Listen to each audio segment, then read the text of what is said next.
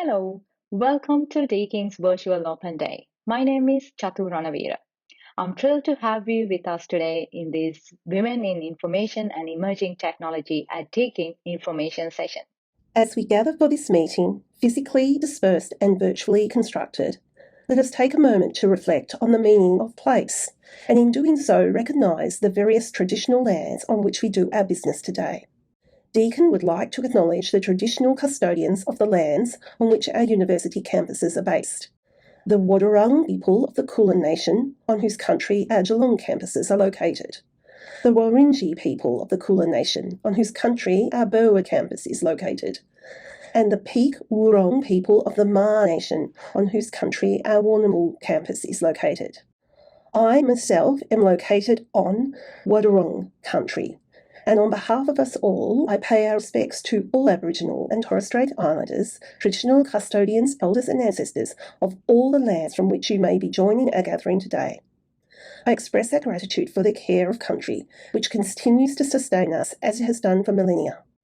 Education has a long and rich heritage on this continent, which we aim to honour and reflect in the ways we teach and learn. Let's begin with some quick introductions. As I said before, my name is Chatu Ranavira. My area of expertise is around networking and communication, where my work focuses on enabling high bandwidth, secured, and uninterrupted access to diverse internet services from anywhere at any time. Hello, I'm Chloe Lee, lecturer in computer science. I'm also the deputy course director of Bachelor of Computer Science at School of IT. In this modern digital world we live in today, we have many different study and career options. We need to think about our future studies and career when we transition into university. Many different factors can be taken into consideration when we make the decision. Among all different factors, knowing yourself and knowing the right information are crucial in making the right decision and planning your future studies and career. Computing is helping revolutionize many things we do on daily basis, from connecting with our family and friends, shopping to healthcare. And in Australia, IT industry is blooming. However, fewer women choose to study IT due to some old and outdated views of the profession. As I said before, computing can make huge impact to many things around us, including climate, healthcare, education, you name it. If we do not choose IT, then we are missing out a huge opportunity to help shape the future. Information technology sector is one of the fastest growing sectors worldwide, providing jobs full of opportunities for professional success. It also offers great potential for personal growth, success, and satisfaction. With all the success of IT, there's a huge demand for IT graduates today than ever before. There's a huge demand for women in IT sector as diversity is a key factor that drives innovation. To achieve the full potential of IT, you need the right knowledge, skills, and support at the right time. We offer a range of computing degrees at Deakin. Which one to choose depends on where you want to be in future. Join Women in IT at Deakin and help us shape the future. An IT degree provides you with opportunities to showcase your creativity and reach your potential in information technology, computing, and mathematics. It is a springboard for you to join other women who are leading IT in Australia and all over the world. Women are equally well equipped as men to succeed in IT across all roles and at all levels. Let's meet the foreign female IT specialists who are devoted and taking up a leadership role in IT from various sectors. Hello, my name is Kerry Kirk. I'm currently the Deakin University School of IT's chair of their IT advisory board and have been for a while. And I am also working for the Victorian Government at the moment. I work for the Department of Premier and Cabinet and I'm a principal advisor in data ethics and privacy. Hi, my name's Kathy Howard, and I'm currently the head of digital PMO at Uniting Age Well, which is a not-for-profit organisation. My name is Gav, and I'm a manager in McGrath Nichols Technology and Cyber team, specialised in cyber defence and vulnerability management. I have completed my Bachelor of Cybersecurity at Deakin University a few years ago now, and I've been working in IT for roughly about 9 years. Hi, I'm Lisa Corker. I'm the Director of Digital Solutions at Deakin Uni. Hello everyone, my name is Anne Mary George. I graduated from Deakin in 2015 with a Master's in Information Technology Professional, and I'm currently working as a Senior Security Analyst at Vanguard, Australia. Hi, my name's Sophie McKenzie. I'm a lecturer here in the School of IT at Deakin University.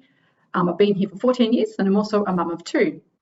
Hi, I'm Rashmika. I completed Master of Information Technology Professional major in Cybersecurity from Deakin University 2021. And now I'm working as an IT security consultant. IT emphasizes on teamwork and collaborations to achieve shared objectives. Working in IT requires strong interpersonal and communication skills. Let's hear what the IT specialists say. IT is a very creative industry. We really do get to think and we get to work very collaboratively in teams to solve problems, to evolve solutions, to create new solutions to ultimately enable people to do the things they need to do, which is quite interesting because we often think of technology as being a field that is about technology. But actually it's not. It's about people. It's about enabling employees in organisations and the customers of that organisations to do the things that they need to do. So although it's sort of called the technology sector, it's actually about how technology meets real human needs. Ultimately, when you work in technology, you almost never work alone. You really can't achieve much as one individual. You really need to work in a cross-functional collaborative team.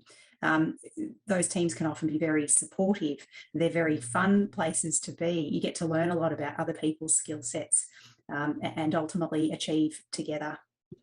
There are many different jobs, whether it's in private enterprise, government, or not-for-profit organisations that collectively, sort of come under the umbrella of IT. I have coded at one stage in my life. Not something that I was necessarily good at, but I was very good at capturing requirements and designing solutions. And so I spent a fair bit of my time in my early career in doing that, requirements capture and designing solutions. I have worked in consulting. I have worked in project management. I have worked in cybersecurity. There are so many different elements of the IT industry that you could find yourself in. I've been very lucky to have been part of the technology and digital landscape for well over 30 years. It's provided me with a fantastic career, and I've been blessed to have had many roles and experiences as part of my career. I started out as a network engineer back in the late 80s, having installed the very first Novell network in Victoria. My current career of managing project management offices. I now am engaged to set up and manage PMOs to support digital agendas. In my professional services career, I've mainly focused on penetration testing, which is otherwise known as ethical hacking.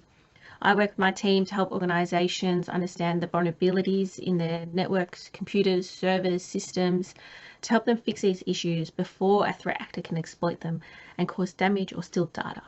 I've been able to get into CCTV cameras from the other side of the world and watch real-time footage. In another engagement, I actually had to call up a help desk and pretend to be an employee and request a password reset for this person. They then changed the password over the phone, and I was able to log into this person's emails and view all their information. IT is the best part because that is easy and that is flexible, and I can be independent once I select this career. So then I did my Bachelor of software engineering degree, and then I worked as a software engineer I think around 2 years. Then I decided to come Australia for my higher studies and completed my master's, and as I said to you before, now I'm working as an IT security consultant. In my work here at Deakin, I not only teach students in IT, but I'm involved and excited to be a part of development and research projects where I get to work with diverse teams to solve exciting world problems. IT projects help shape the future. Your contributions can make a huge difference in society and in the world. Let's hear about some of the successful stories. I've had a long career in IT, but I didn't start in IT. I actually started in core financial service industry. I could see when I was in other parts of businesses that a lot of organisations' problems get solved for the people who are working in the organisations as well as for customers in the IT area. That really attracted me to being in the IT industry. I could see that there was a lot of potential for really interesting work. Personally, I get bored quite easily. I really like a challenge and I really need variety in my work. And that is something that the technology sector delivers on in spades for me.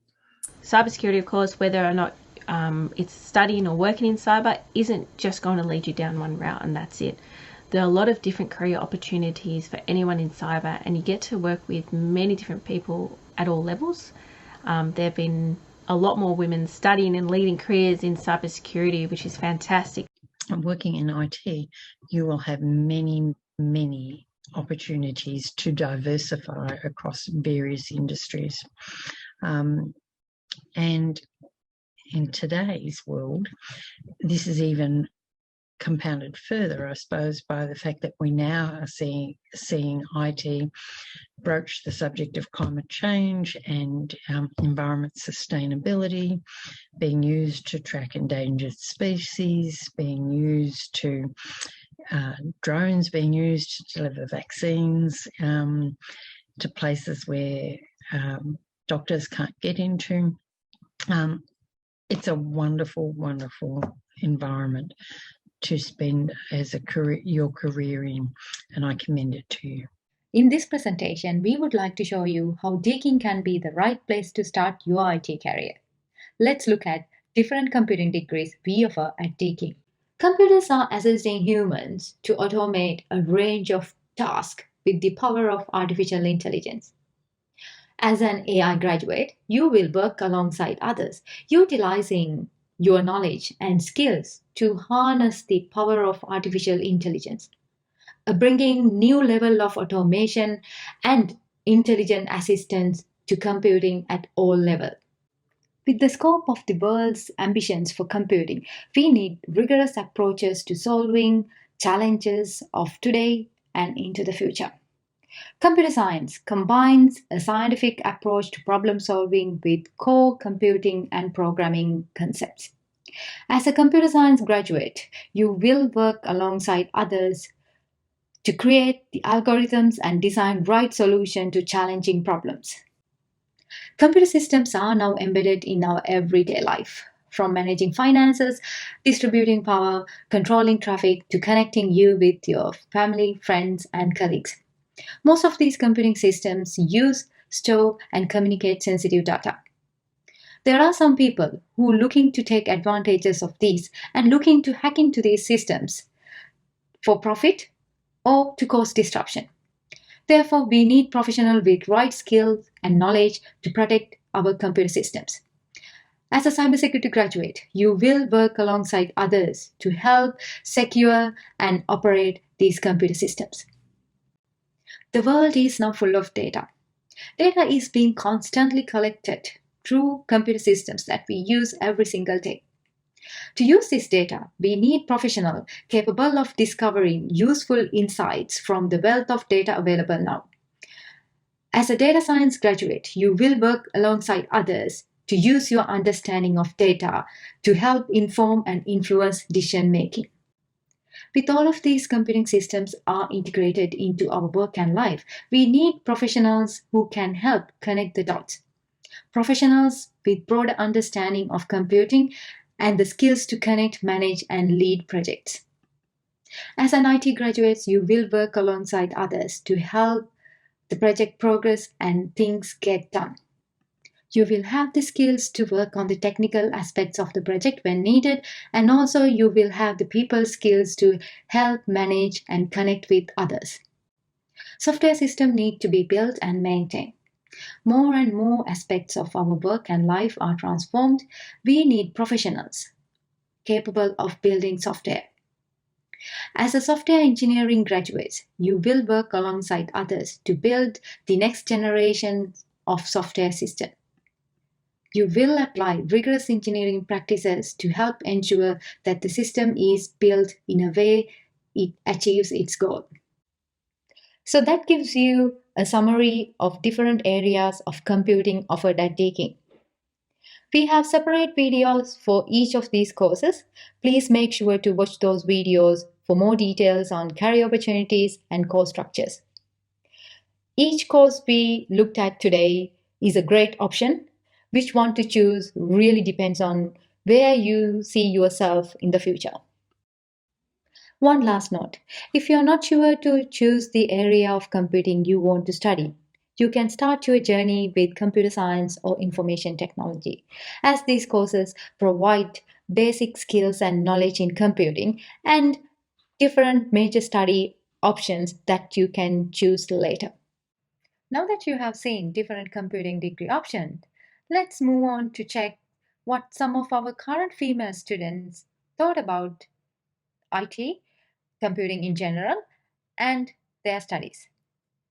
Hi everyone, my name is Mary and I'm currently in Master of Data Science at Deakin University. Hello, this is Ishrat.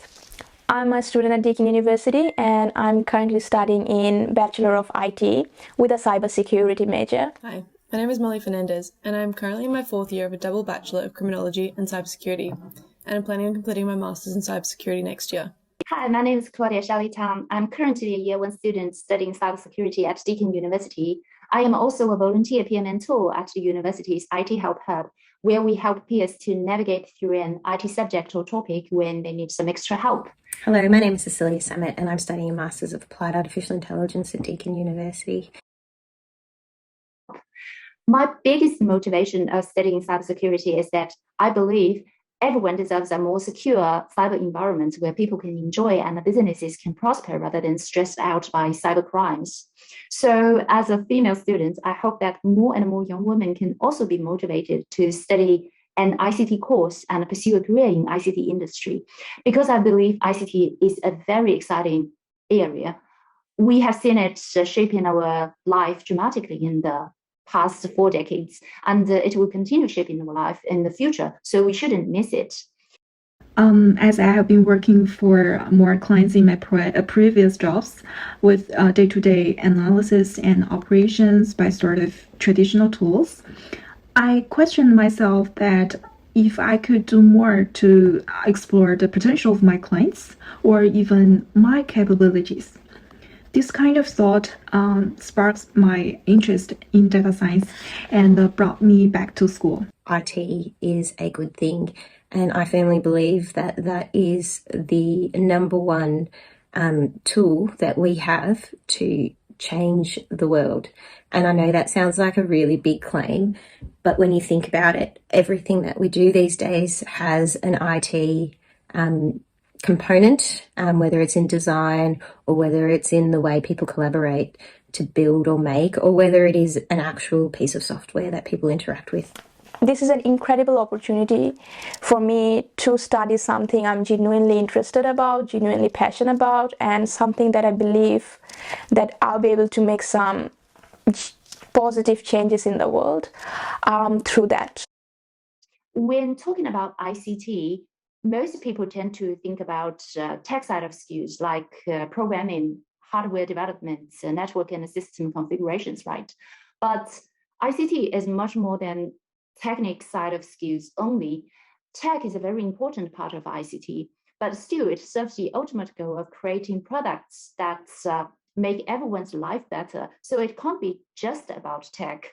There are a lot of other sought after skills in this industry, like creativity, design, management, communication and people skills, etc., etc.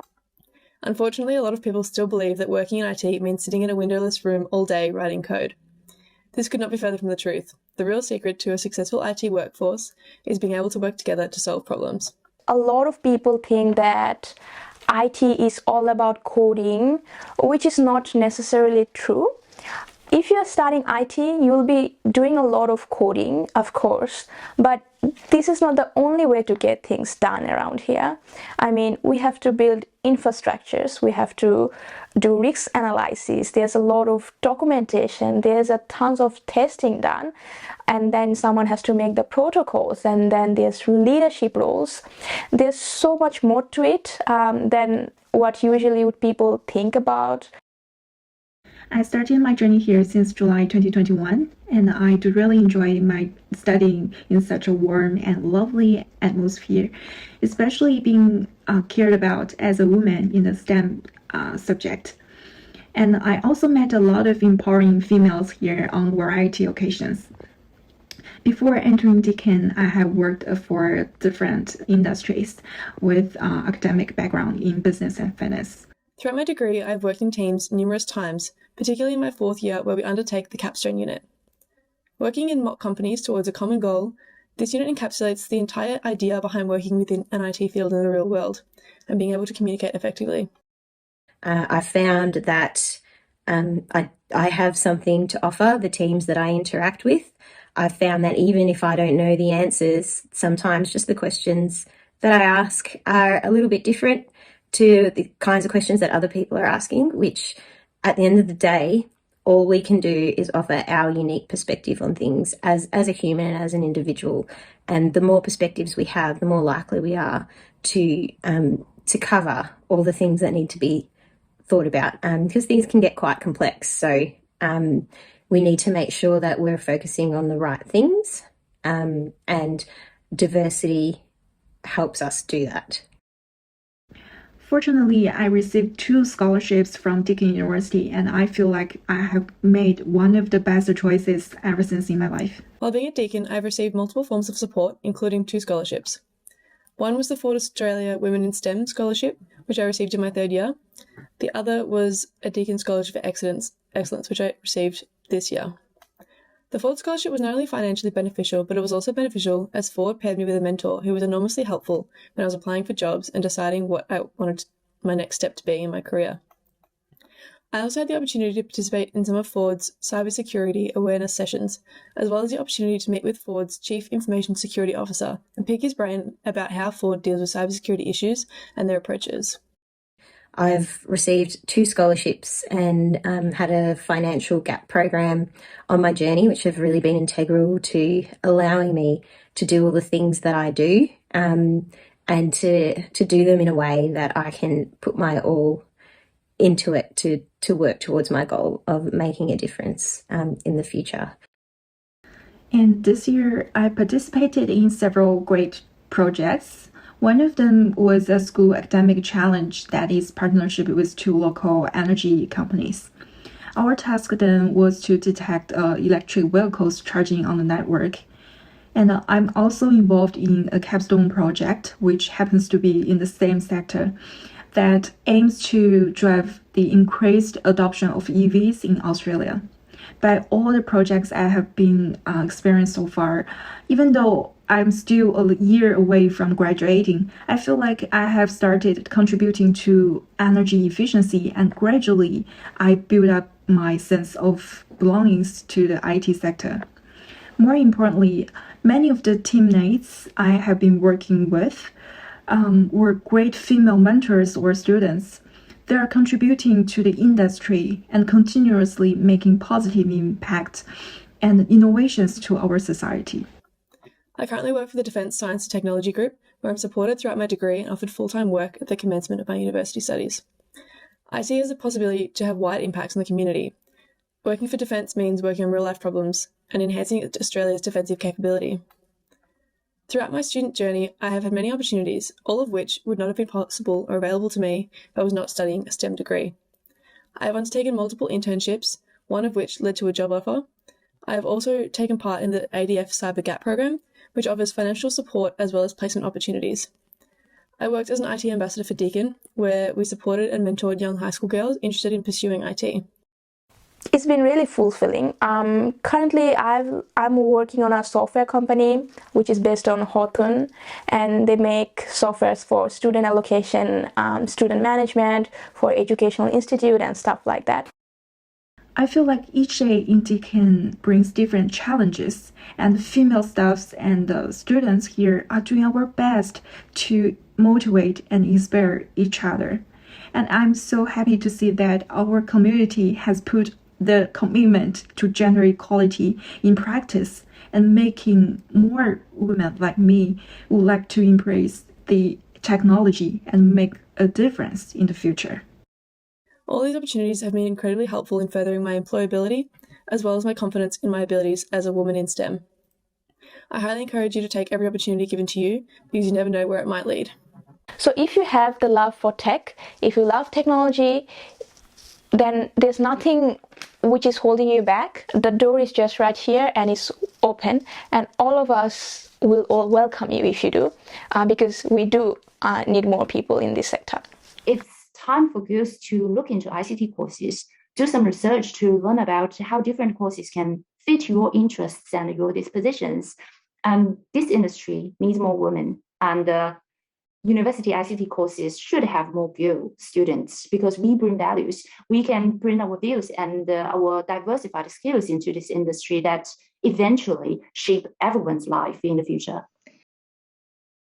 Deakin is committed to equality with diversity as well as inclusion. Our School of IT is championing in supporting women in IT and reinforces a more successful and collaborative study and work environment. Deakin has also created scholarships specifically to provide support to women who are choosing to move into IT aspects. 4 of the scholarships are highlighted here. In all IT degrees at Deakin, we make diversity and inclusion in practice, giving students and staff a voice and providing momentum for more inclusive study environment going forward, and fosters a respectful culture, enable support, and provide pathways to success. Our School of IT also launches a leadership cohort in Capstone to help promote, support, and develop emerging female leaders. In the Capstone program, final year students across all undergraduate and postgraduate courses work together in student-led companies. Female students are supported through a specifically dedicated community that works on promoting and developing their leadership skills. This community is one of the most active communities in the Capstone program and drives initiatives such as leadership conferences, guest speakers, and provides feedback on the curriculum to address women-specific issues. Will your career choice help set you up for success? For women, IT careers provide huge opportunities for success and to have positive impact on society and the world. In this presentation, we have seen different computing degrees offered at Deakin and the support we provide for women studying in IT.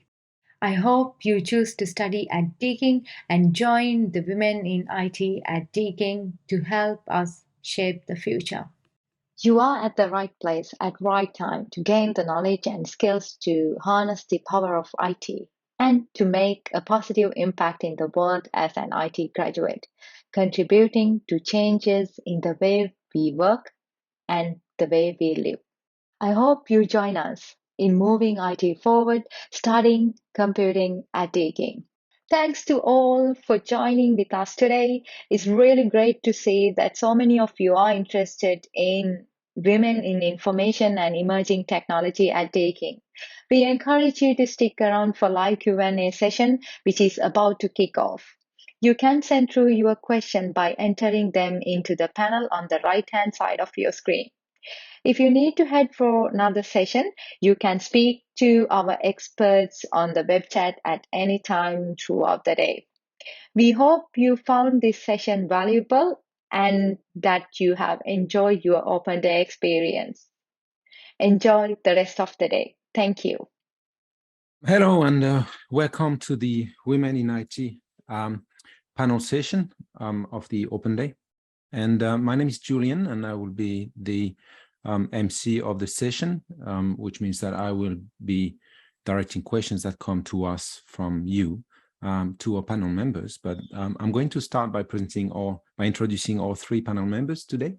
So we have first we have Chatu.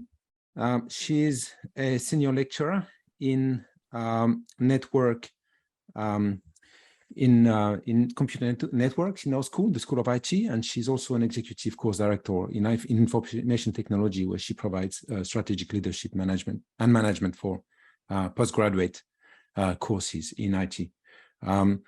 Then we have Azadeh, who is a lecturer in IT at Deakin as well, in our school.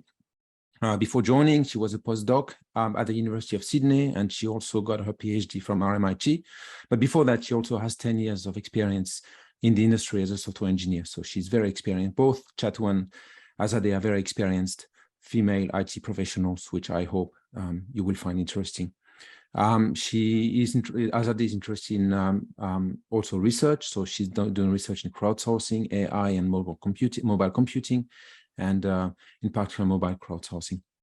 And finally, we have Andrew Kane. He is the Associate Head of School for Learning. He manages the teaching of the school, and he will be able to bring a lot of knowledge on various aspects of how we teach IT in the school. So if you have questions, I would like to ask questions, please type your question in the Q&A section in the question panel on the page, and we'll try to answer as many questions as we can. If there are some unanswered questions at the end, because we don't have time to go through them, then our team of experts will be available all day, all day to answer your questions, including international students and so on. So at the bottom right corner of your screen, you will see a yellow chat now icon. So if you click on this, after the session, you'll be connecting to our teams. And without further ado, I am going to start with the first question that came to us from Mel. I'll probably ask Chatu, and of course, everyone else is welcome to join the discussion. Are we able to join the Bachelor of IT, Chatu, if we have no prior experience, or is it recommended that to have some experience before applying? Thanks, Julian, and thanks, Mel. I think that's a really great question. Great first question. The short answer is all you need is basic computing skill, and we have a lot of foundation units, fundamental units, where we cover fundamentals that you need to know to excel in your course in the first year. So first year, we have basic units that we cover. For example, we have mathematics, we have introduction to programming, a lot of basic information, basic skills, knowledge. You will gain that one during the first year. So all you need is some basic computing skills. Andrew, it's good. Yeah, sorry. Yeah, it's good to come in energetic. So that's probably the main thing, I think. Ready to go. So don't worry about having to prep too much before you come. Maybe have a bit of a break just before you come in, so that you're ready to race, basically. And then engage with the services and the supports available in the school. So I know, as Chatu said, all of the basics are covered between the different units you'd study at the start of the course, and then everything else will sort of build on top of that. So these assume you come in with a wide variety of backgrounds, and then we try to provide lots of support for people as individuals. So depending where you are, so if it's totally new to you, then we'll have support that'll help you get started. If you've got a bit of experience in it, then we'll be able to help develop you from that point to take you a bit further. But everybody will get the appropriate support that they need to go forward. And by the end of that, the sort of those first units, everybody should have the foundations in place. And then you grow from that. It's usually, I think the start is the hardest part. Once you get over that start, then the rest gets easier as you go. Thanks, Chatu and Andrew. Mel had another question for us. Maybe it's a different Mel, maybe it's the same Mel, but what type of practical learning is available in the course? Maybe Andrew, you want to take that one?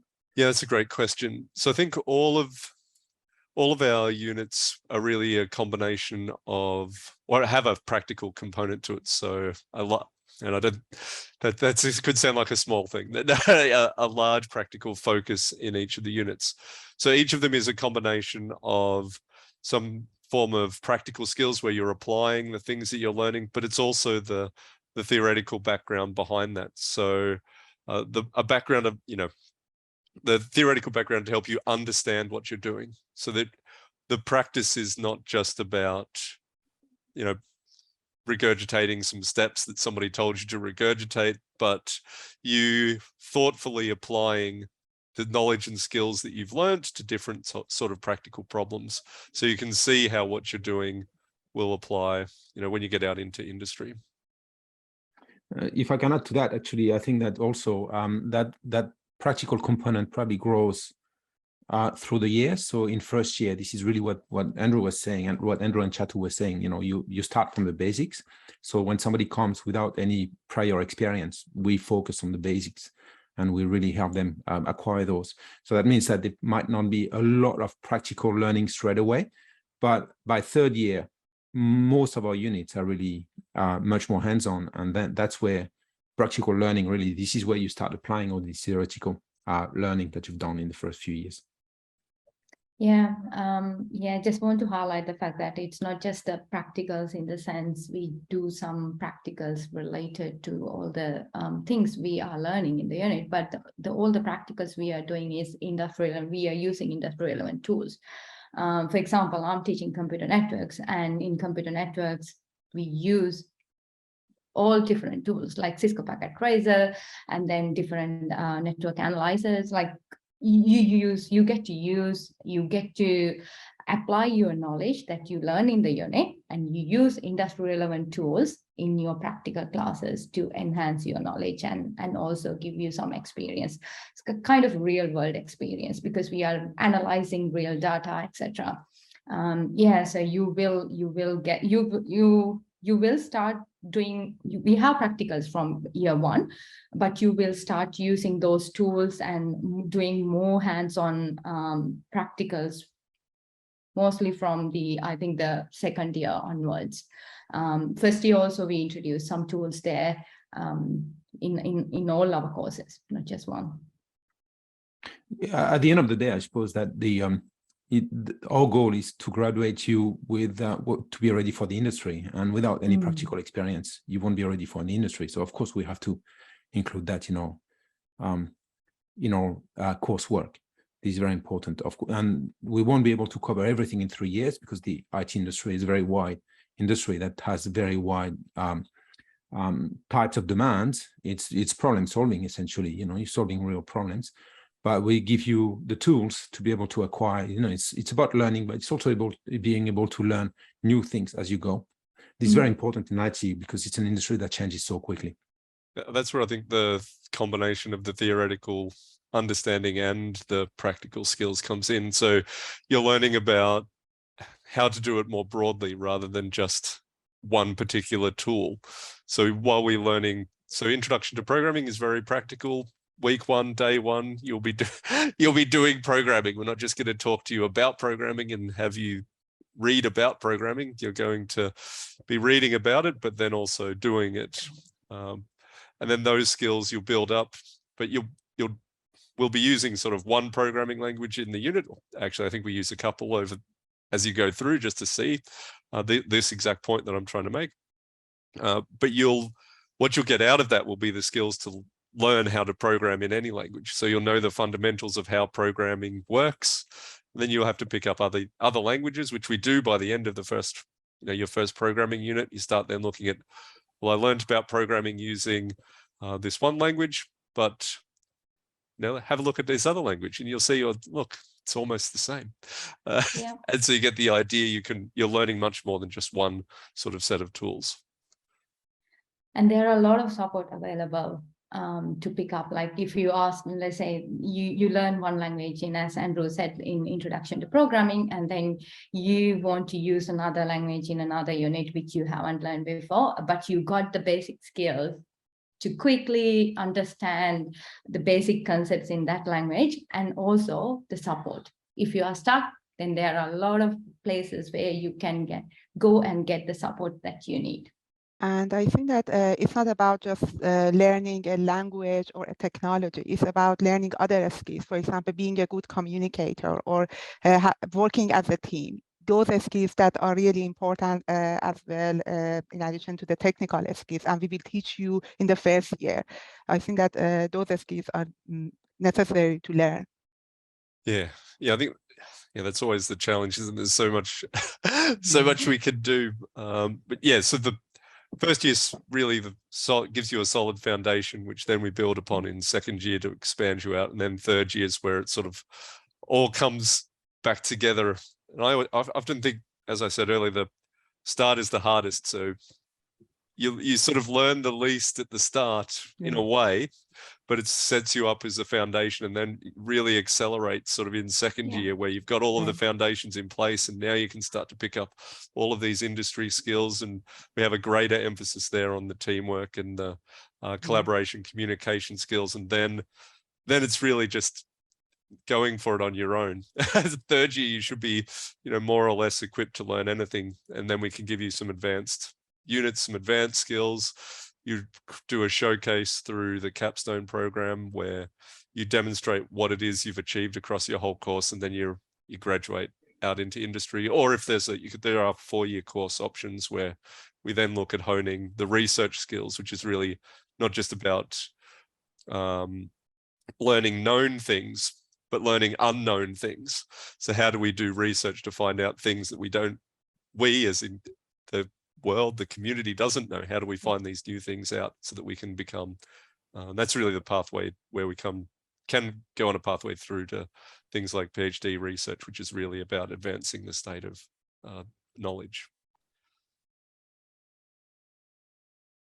Thanks, guys. Might move to the next question.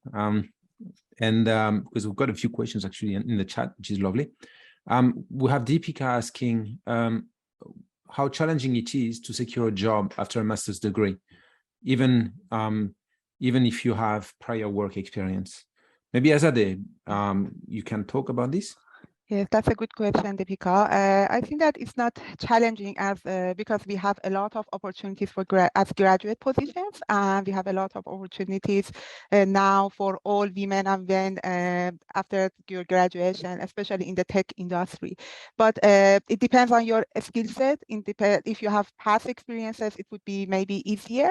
But I don't mean that it's not easy if you don't have any past experiences. It depends on your skill set. It depends on your past experiences. It depends on, as I said, that if you are a good communicator, if you can work in a team, or what technical skills you have. To adding to this discussion, if you are especially talking about female graduate joining industry, then I think that there's a huge opportunities irrespective of whether you are a male or a female. The main reason why I'm telling you this, because like industry, not just industry, we all believe diversity drives innovation, and they want to enhance the number of women working in IT industry. So there's a huge opportunity for women, especially the ITs, the graduates, women graduates joining industry. Like there's a huge opportunity in the industry. We all know that the male also, irrespective of whether you are a male student or female student, yes, there's an opportunity. And I don't think it's hard to find a job after you graduate. IT industry is blooming, so it's the industry is sort of everywhere. So that's the great thing. There's not really, it's very difficult to think of anything that doesn't need IT. And even if you think it doesn't need IT, it means you haven't thought about it enough. Usually, because everything's using IT now. But what I wanted to actually say was we don't sort of leave the job aspect to chance, if that makes sense. So we also try to scaffold that, probably more so in the undergraduate programs. We've got initiatives such as Deakin Talent, which is all about helping students prepare themselves for entry into the industry, and that does things like looking at career opportunities in the industry to find out what are the different opportunities, looking at how to prepare a CV that's going to be effective, how to do interviews so that you can best cover what it is that you're, best highlight the skills that you've developed, and all of that. And they're integrated into the bachelor's courses and honours courses. Strategically, it's several places. In all of our master's courses, it's mostly around probably career changes or career advances. So people who are trying to enhance their career or looking at changing career. And we also will be embedding some of those Deakin Talent elements within that course, as those courses now as well. That's something we're looking at doing from next year on with a professional practice in IT unit that's going to be across all of every single degree that we offer will have this course embedded within it, or this unit embedded within it. And I think that'll be a really great opportunity to help scaffold that. And then there's also, once you've done that, there are then internship and placement opportunities. So you can either go on short or long-term placements, which then get you into the industry so you can practice and showcase your skills. And those are the real, I can't more strongly encourage everybody to do those, because we find very often the students who go into placements, whether they're a paid placement or an unpaid placement, after a few weeks in the placement, the companies want to hold on to you. So then you end up, getting employment through your placement. So it's a really great opportunity.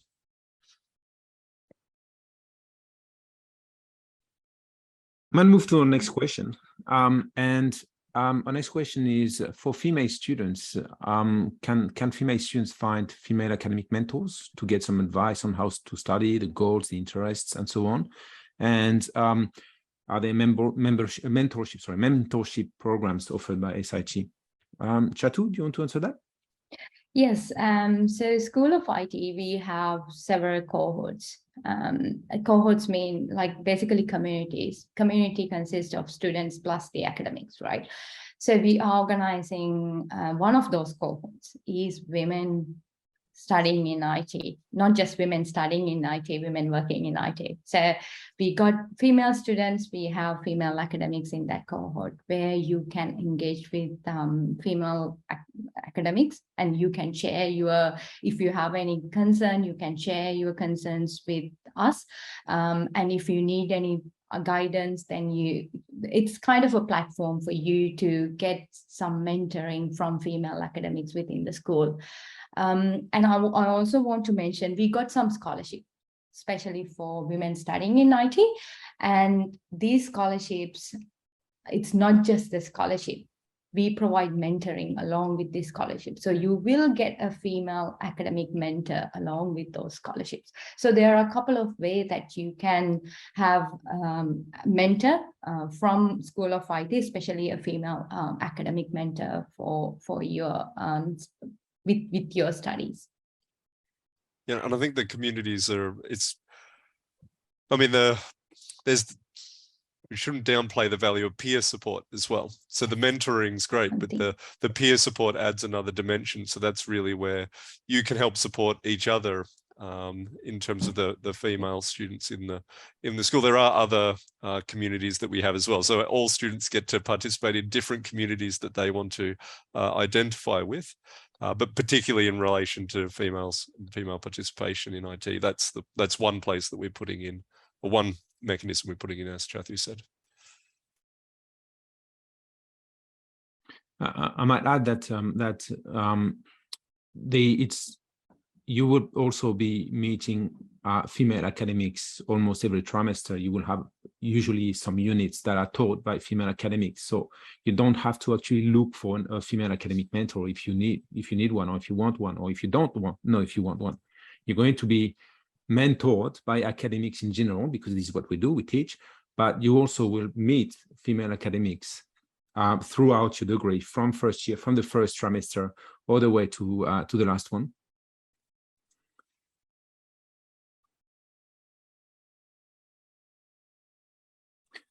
Actually, bouncing on that, the next question is bouncing on that, is whether there are actually scholarships for women doing the courses. Chatu, maybe again, you? Yes.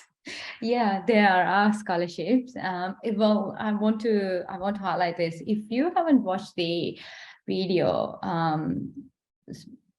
Women in IT, Women in Emerging and Information Technology, IT video, please do go there and watch the video. We provide a lot of information about scholarships, different sort of cohorts, programs we specially designed for women studying in IT. So you can get a lot of information there.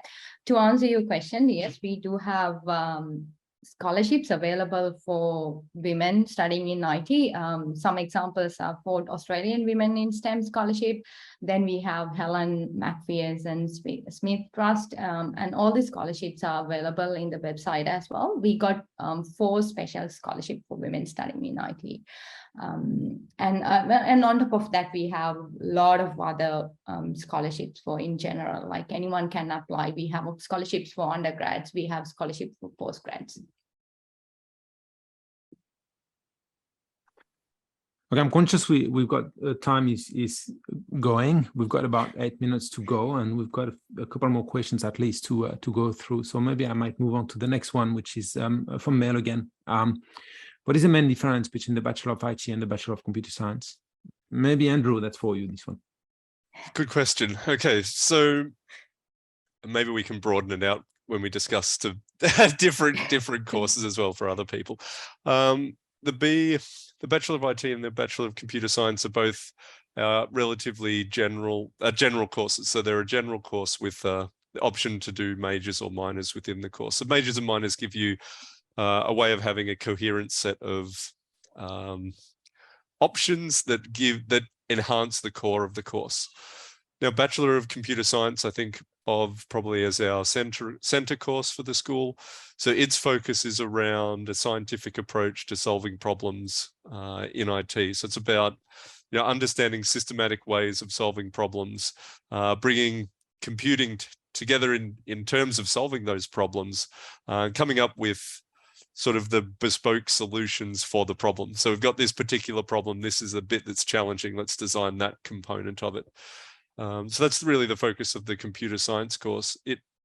As a result, it's a relatively technical course because you're wanting to understand how to use the technologies to solve of this wide range of problems.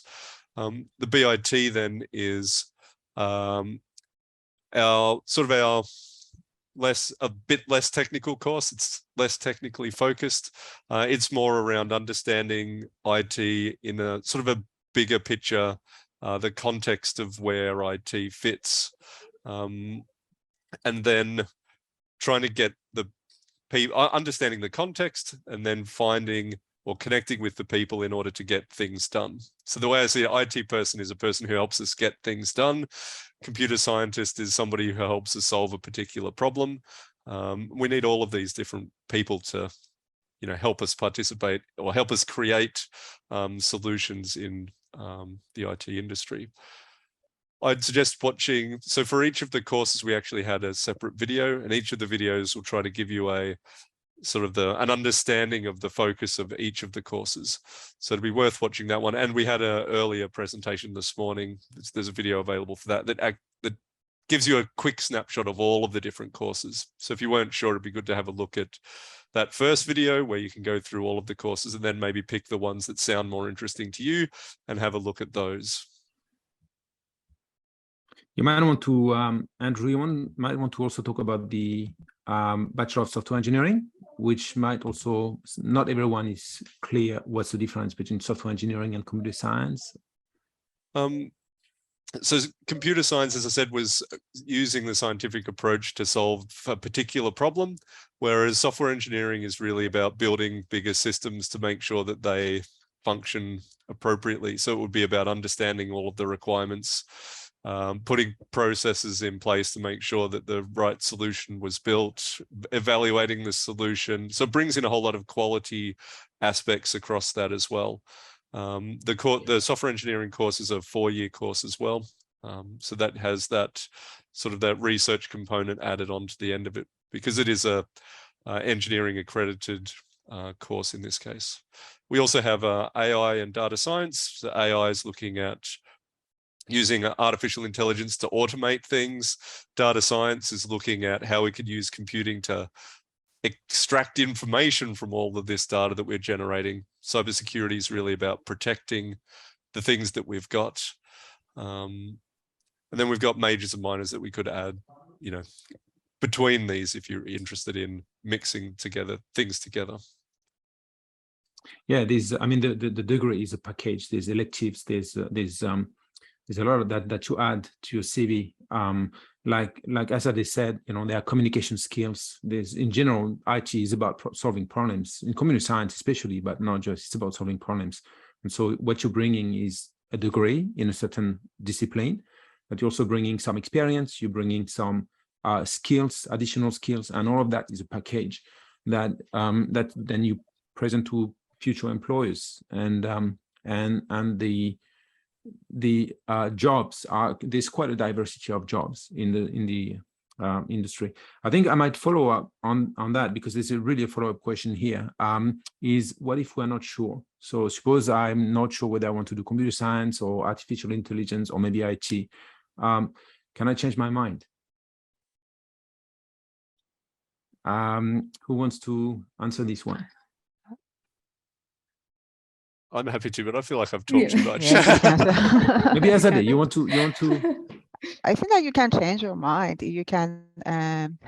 It depends. Yes, if you. It depends on the units that you are taking. If you change your mind, you may need to take other units to finish your bachelor or master degree. But I think that you can change your mind whenever you want. Maybe I might add to that. Just unless someone else wants to. I'm happy to. So the first year is common to almost most of the first year is common across all the degrees.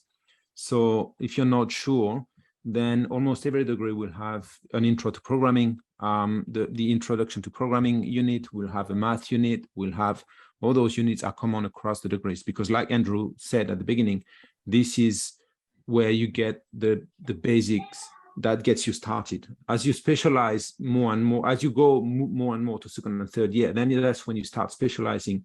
So as you specialize, of course, you can still change your mind, but there will be units that you will need to take, extra units that you need to take extra on top of it. But after first year, normally it's not very hard to change your mind, because you will have done most of the units that are required to whatever degree you want to enroll in. Yeah, so if you change your mind, then you can take the units with you. That's what Julian actually mentioned. Look, like all the different, like we talk about different options, and each course that Andrew mentioned before is it's a great option. So which one to choose really depends on your interest and where you see yourself in future. So yeah, but as Andrew mentioned, if you want to know more details, like different career, like the pathways, as the course structure, please do go and watch the videos that we have for each course, so you can get more information. You can get to know more about the units that we have within each course.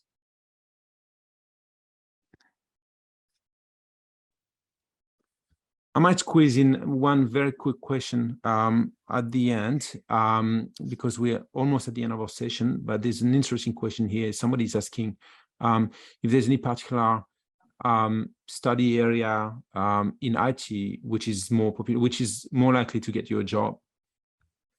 Azadeh, maybe you want to answer that? I think that at Deakin we are offering the most popular majors in the industry, and there is a job market for each of them. But when you are building a system, you need a variety of expertise. If you are saving your data, for example, you need cloud computing. If a user wants to interact with the system, we need mobile application or web application. If you want to protect your data or from, for example, cyber attacks, we have cyber security. Or you want to have data or analyze data, we need AI and data science. So as Andrew and Chatu mentioned before, you need to pick based on your interest. But all of these majors have a good job market now. Yeah, I think that's the key. The industry is huge at the moment, and it's just getting bigger. So yeah, we've got a good number of students in all of the courses. Potentially the more popular, if you really wanted to know, is probably around computer science, IT, but we've only just introduced the Bachelor of Data Science, and in the postgraduate space, the Master of Data Science is the most popular. So potentially that would join those courses, but we need people across all of these. All of these areas need people. The best people are those who have a passion for what they're doing. So choosing the one that you're interested in is more important than choosing a more popular one. Yeah, I think. You choose. Sorry, Chatu, Go ahead. Go ahead. No, I think it's very hard to think of which one is more popular. I mean, when you think about it, cybersecurity is huge area at the moment internationally. But then you look at AI, artificial intelligence, which is growing massively. And then you look at data science, which is, people are accumulating more, companies accumulating more and more data, and so needing analyzing. Everything here is really everything is a blooming field in IT, essentially. Yeah. Once you choose, we are here to help you to get to the place where you want to be. Yeah. And that's, I think, a very nice last word. Thanks, Chatu, because unfortunately, it's been very interesting, but we've got to wrap up. We don't have time anymore for further discussion. So thank you very much for joining us. I'd like to thank the people who asked some questions in the chat, because that, I think, what made this session very pleasant to run. It's been great to see so much interest and to receive the questions. If you have further questions, even though we, the panel, have to leave, there will be some people who can still provide written response to your queries. And I would like to thank the panel members for their time. And we hope to see you at Deakin very soon.